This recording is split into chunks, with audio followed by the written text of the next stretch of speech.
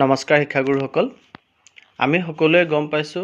যে অহা কাইলৈৰ পৰা অৰ্থাৎ 1 এপ্ৰিল 2024 পৰা শিক্ষা হেতু এপত অনলাইন এটেন্ডেন্স ছাত্ৰ-ছাত্ৰী আৰু শিক্ষক-শিক্ষয়িত্ৰীসকলে দিয়াটো বাধ্যতামূলক হৈছে। এই ক্ষেত্ৰত বহু কেইজন শিক্ষকে মোক প্ৰশ্ন কৰিছে যাৰ কাৰণে মই এই ভিডিঅ'টো প্ৰস্তুত কৰি আছোঁ। অন্য কোনো ইয়াত উদ্দেশ্য নাই যে আমি কেৱল উপস্থিতি দিম নে কেৱল ইন টাইম দিম নে আমি শিক্ষা হেতু এপত ইন টাইম আৰু আউট টাইম দুইটাই দিম আৰু যদি দুইটাই দিওঁ তেতিয়াহ'লে আউট টাইম কোনটো স্কুলৰ ক্ষেত্ৰত এলপি স্কুলৰ ক্ষেত্ৰত কি হ'ব এমই স্কুলৰ ক্ষেত্ৰত কি হ'ব তেনে ধৰণৰ প্ৰশ্ন মোলৈ আহিছে। গতিকে মই ভিডিঅ'টো বনাই আছোঁ আৰু ভিডিঅ'টিত মই কি আদেশ আহিছিলে কি হৈছে গোটেইখিনি কথা ক'বলৈ চেষ্টা কৰিম। আপোনালোকে ভিডিঅ'টো শেষলৈকে চাব, চাই ভাল পালে লাইক এণ্ড শ্বেয়াৰ কৰিব আৰু চেনেলটি যদি এতিয়াও ছাবস্ক্ৰাইব কৰা নাই কাইণ্ডলি ছাবস্ক্ৰাইব কৰিব। প্ৰথম কথাটোৱে হ'ল শিক্ষা হেতু এপত এটেন্ডেন্স আমি প্ৰথমবাৰৰ বাবে দিব গৈ থকা নাই। আমি শিক্ষা হেতু এপত কেইবামাহ ধৰি পেলাই এটেন্ডেন্স দি আছোঁ।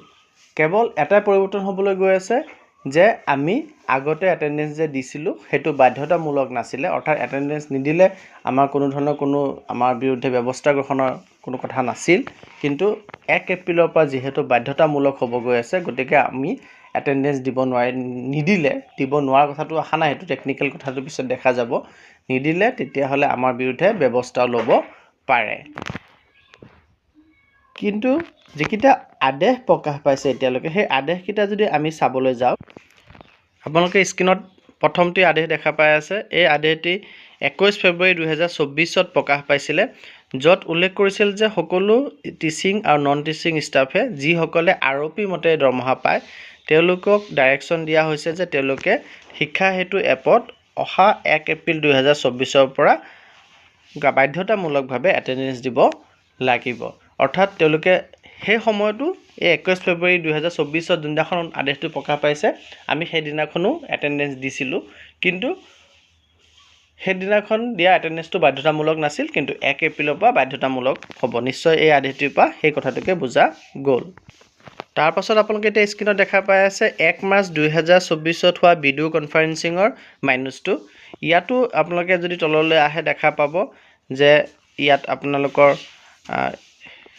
এটেন্ডেন্সৰ কথা কৈছে। ইয়াত এটেন্ডেন্সৰ কথা কওঁতে কৈছে যে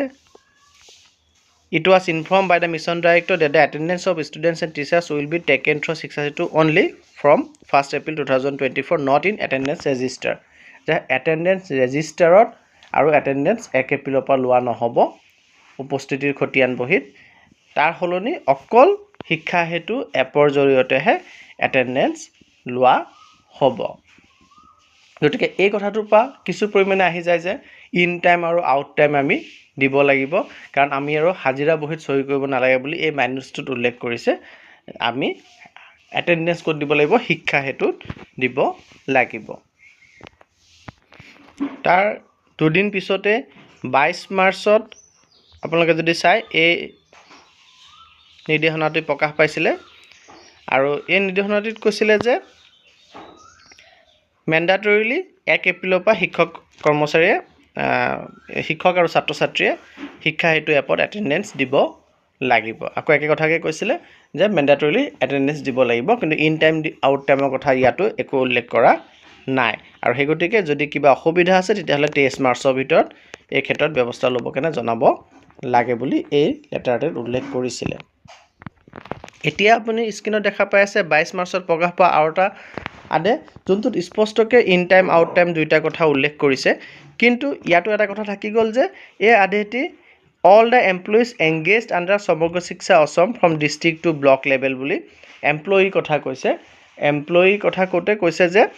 সৰ্বশিক্ষাত কাম কৰা ব্লকৰ পৰা ডিষ্ট্ৰিক্ট লেভেললৈ যিমান এমপ্লয়ি আছে তেওঁলোকে শিক্ষা হেতু এপত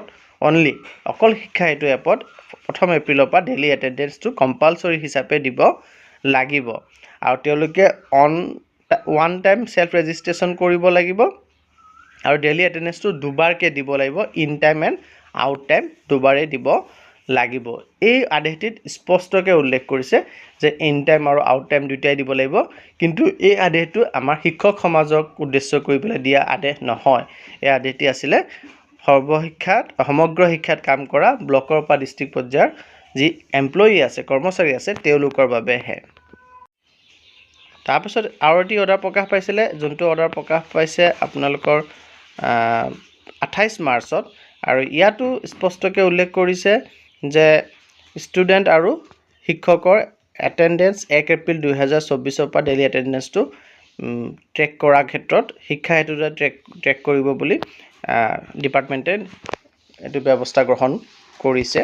গতিকে ইলেকশ্যন ডিউটি বা কিবা ডিউটি চিউটি থাকিলে আমি কেনেদৰে কি আগবাঢ়িব লাগিব সেই কথাখিনি উল্লেখ কৰিছে মানে এইটো আদেশতো 1 এপ্ৰিলৰ পৰা বাধ্যতামূলকভাৱে ট্ৰেকিং কৰিব সেই কথাটোহে উল্লেখ কৰিলে আৰু 20 মাৰ্চত প্ৰকাশ পোৱা আৰু এটা মাইনুচ আছিলে ইয়াতো চাক উল্লেখ কৰিছিলে যে স্কুল শিক্ষা বিভাগৰ ফালৰ পৰা যি নটিফিকেশ্যন দিয়া হৈছে সেই মতে daily attendance of teachers and students to 6 app is compulsory শিক্ষা হেতু এপৰ জৰিয়তে ছাত্ৰ ছাত্ৰী আৰু শিক্ষকসকলে ডেইলি উপস্থিতি দিয়াটো বাধ্যতামূলক হয় এতিয়া আপোনালোকে বঙাইগাঁও জিলাৰ ডিষ্ট্ৰিক্ট এলিমেণ্টাৰী এডুকেশ্যন অফিচাৰৰ এটি লেটাৰ আপোনালোকে স্ক্ৰীনত দেখা পাই আছে যোনটো লেটাৰত স্পষ্টকৈ উল্লেখ কৰিছে যে 21 ফেব্ৰুৱাৰী 2024ত প্ৰকাশ পোৱা সৰ্বশিক্ষা অভিযানৰ ফালৰ পৰা প্ৰকাশ পোৱা যি নটিফিকেশ্যন সেই মতে সকলো শিক্ষক আৰু কৰ্মচাৰী যিসকলে আৰপি মতে দৰমহা পাই আছে তে সেকেন্ডাৰী স্কুলতে কৰক লাগিলে এলিমেণ্টাৰী স্কুলতে কৰক এই আদেশটিৰ জৰিয়তে তেওঁলোকক ডাইৰেকশ্যন দিয়া হৈছে যে তেওঁলোকে নিজৰ এটেণ্ডেন্সটো শিক্ষা হেতু এপ্লিকেশ্যনৰ থ্ৰু দি দিব লাগিব আৰু ইয়াত চাক স্পষ্টকৈ উল্লেখ কৰিছে with in time and out time compulsorily with effect from 1/4/2024 অৰ্থাৎ 1/4/2024 পৰা বাধ্যতামূলকভাৱে ইন টাইম আৰু আউট টাইমৰ সৈতে আমি শিক্ষা হেতু এপত ছাত্ৰ ছাত্ৰীসকলৰ লগতে শিক্ষক শিক্ষয়িত্ৰীসকলেও এটেণ্ডেন্স দিব লাগিব গতিকে এই আদেশটিত স্পষ্টকৈ কৈছে এই আদেশটি কোন জিলাৰ district elementary education officer Bongaigaon ফালৰ পৰা প্ৰকাশ পাইছিলে তাত স্পষ্টকৈ কৈছে যে শিক্ষক কৰ্মচাৰীসকলে বিদ্যালয়ৰ যিসকলে আৰপি মতে চেলেৰি পাই আছে তেওঁলোকে ইন টাইম আৰু আউট টাইম দুইটাই দিব লাগিব এতিয়া কথাটো হ'ল যদি এখাইতে সামৰিব বিচাৰো তেতিয়াহ'লে ক'ব লাগিব যে আমি যিহেতু যোনখন জিলাত কাম কৰি আছো সেইখন জিলাৰ আমাৰ উৰ্ধ্বতন কৰ্তৃপক্ষই আমাক যি আদেশ দিয়ে আমি তাকে পালন কৰিব লাগিব অৰ্থাৎ আমি এটেণ্ডেন্স যোৱাকালিও দিছো আৰু অহাকালিও দিম যোৱাকালি দিয়াটো বাধ্যতামূলক নাছিল অহাকালি দিয়াটো বাধ্যতামূলক হৈছে আৰু যিহেতু আমাক এটেণ্ডেন্স ৰেজিষ্টাৰত আৰু সহি কৰিব নালাগে বুলি যদি আমাক নিৰ্দেশ দিয়ে আমাৰ জিলাৰ উৰ্ধ্বতম কৰ্তৃপক্ষই আমি যোনখন জিলাত কাম কৰি আছো সেইখন জিলাৰ উৰ্ধ্বতম কৰ্তৃপক্ষই যে আপোনালোকে কেৱল শিক্ষা হেতু এপতহে এটেণ্ডেন্স দিব লাগে এই ক্ষেত্ৰত আদেশো আছে মই আপোনালোক গোটেইখিনি আদেশ গাই দি পেলাইহে কথাখিনি কৈ আছো সেই ক্ষেত্ৰত আমি ইন টাইম আৰু আউট টাইম দুইটাই দিয়াটো কম্পালসৰি হৈ যাব যেহেতু আমি কেইটা বজাত বিদ্যালয় এৰিছো আমি ৰেজিষ্টাৰত সহি কৰোঁতো আমি দুটা সহিয়ে কৰোঁ আৰু দুটা সময়ে লিখো সেইকাৰণে ৰেজিষ্টাৰৰ হলনি যদি আমি শিক্ষা হেতু এপলৈ যাওঁ তেতিয়াহ'লে আমি তাতো দুটা সময় দিয়াটো মই ভাবো দৰকাৰ হ'ব বা দুটা সময় দিয়াটো ডিপাৰ্টমেণ্টে বিচাৰিব আৰু যদিহে আমি ৰেজিষ্টাৰটো সহি কৰি গৈ থাকো আৰু শিক্ষা হেতু এটেণ্ডেন্সটো শিক্ষা হেতুটো দিও যোনটো আমি ইমান দিনে দি আহিছিলো হেতু জাস্ট কেৱল বাধ্যতামূলক হৈছে তেনেধৰণৰ নিৰ্দেশ আপোনালোকৰ উৰ্ধ্বতম কৰ্তৃপক্ষই জনায় তেতিয়াহ'লে আমি আগৰ দৰে যেটো যোৱাকালি যেনেকৈ দিছিলো অহাকালিও তেনেকৈ দিম যোৱাকালি আমি বাধ্যতামূলকভাৱে দিয়া নাছিলো অহাকালি আমি বাধ্যতামূলকভাৱে দিম সেই গতিকে আপোনালোকৰ উৰ্ধ্বতম কৰ্তৃপক্ষৰ লগত আপোনালোকৰ যি ব্লক অফিচ আছে বিও ছাৰ আছে এসআই ছাৰ আছে বা কনচাৰ্ন সিআৰসিসি আছে তেওঁলোকৰ লগত আলোচনা কৰি পেলাই যেনেদৰে আপোনালোকৰ জিলাত কৰিব কয় আপোনালোকে তেনেদৰে আগবাঢ়িব লাগিব আৰু মই ভাবো এনে ধৰণৰ ডিস্ট্ৰিক্ট এলিমেণ্টাৰী এডুকেশ্যন অফিচাৰ বা এডিসি ডিএমসি সকলৰ ফালৰ পৰা এটা পত্ৰৰ প্ৰয়োজন আছিল ক্লিয়াৰ কাট পত্ৰ যে কি কৰিব লাগিব শিক্ষকসকলে আৰু নিশ্চয় তেনেধৰণৰ পত্ৰ প্ৰকাশ পাব আৰু বঙাইগাঁওৰ পৰা ইতিমধ্যে প্ৰকাশ পাইছে বঙাইগাঁওৰ এই আদেশটিৰ মতে যদি আমি ক'বলৈ যাওঁ তেতিয়াহ'লে বঙাইগাঁওৰ শিক্ষকসকলে in time out time compulsory দিয়াটো তেখেতসকলৰ ডিস্ট্ৰিক্ট এলিমেণ্টাৰী এডুকেশ্যন অফিচাৰে বাধ্যতামূলক কৰিছে আৰু বাকি জিলাখিনিৰ কাৰণে কিছু দুধুমুধুৰ আছে ক'বাত যদি এনেধৰণৰ আদেশ প্ৰকাশ পাইছে তেন্তে নিশ্চয় আপোনালোকে কমেণ্ট সেকশ্যনত জনাব আৰু আপোনালোকৰ ইমিডিয়েট সুপিৰিয়ৰ অথৰিটিৰ লগত আলোচনা কৰি পেলাই সেইমতে কামখিনি কৰিব বা অহাকাইলৈৰ পৰা এটেণ্ডেন্স দিব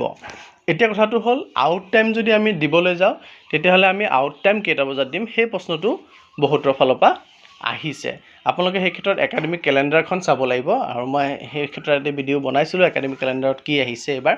আৰু আপোনালোকে একাডেমিক কেলেণ্ডাৰখনৰ ছফ্ট কপি নিশ্চয় পাইছে তাত যদি আপোনালোকে চায় তেতিয়াহ'লে আপোনালোকে বিদ্যালয়ৰ শেষ হোৱা সময়টো স্পষ্টকৈ তাত উল্লেখ কৰি দিছে ছাত্ৰ ছাত্ৰীসকলে ইমানটা বজালৈকে 2:05 নে কিমান আছিলে আপোনালোকে সেইটো কেলেণ্ডাৰখন চালে গম পাব বাধ্যতামূলক থাকিব লাগে তাৰ পাছত তেওঁলোকৰ অপশ্যন তেওঁলোকে থাকিবও পাৰে থাকি পেলাই এক্সট্ৰা কাৰিকুলাৰ এক্টিভিটিজ কৰিব পাৰে নহ'লে বিদ্যালয় এৰি পেলাই ঘৰলৈ যাব পাৰে এলপিৰ ক্ষেত্ৰত আৰু বিদ্যালয় শেষ হোৱা সময়টো 3:25 নিশ্চয় আছে গতিকে আপোনালোকে সেই কথাখিনি চাব এলপি ক্ষেত্ৰত আৰু এমই আৰু হাই ক্ষেত্ৰতো 3:25 3:30 বজা সেইখিনি আছেই এলপি ক্ষেত্ৰত আপোনালোকে একাডেমিক কেলেণ্ডাৰখন চাব আৰু সেইমতে সিদ্ধান্ত গ্ৰহণ কৰিব গতিকে ইনফৰমেশ্যনখিনি ইম্পৰ্টেণ্ট বুলি ভাবিলে কাইণ্ডলি লাইক এণ্ড শ্বেয়াৰ কৰিব আৰু চেনেলটো যদি এতিয়াও ছাবস্ক্ৰাইব কৰা নাই কাইণ্ডলি ছাবস্ক্ৰাইব কৰিব ধন্যবাদ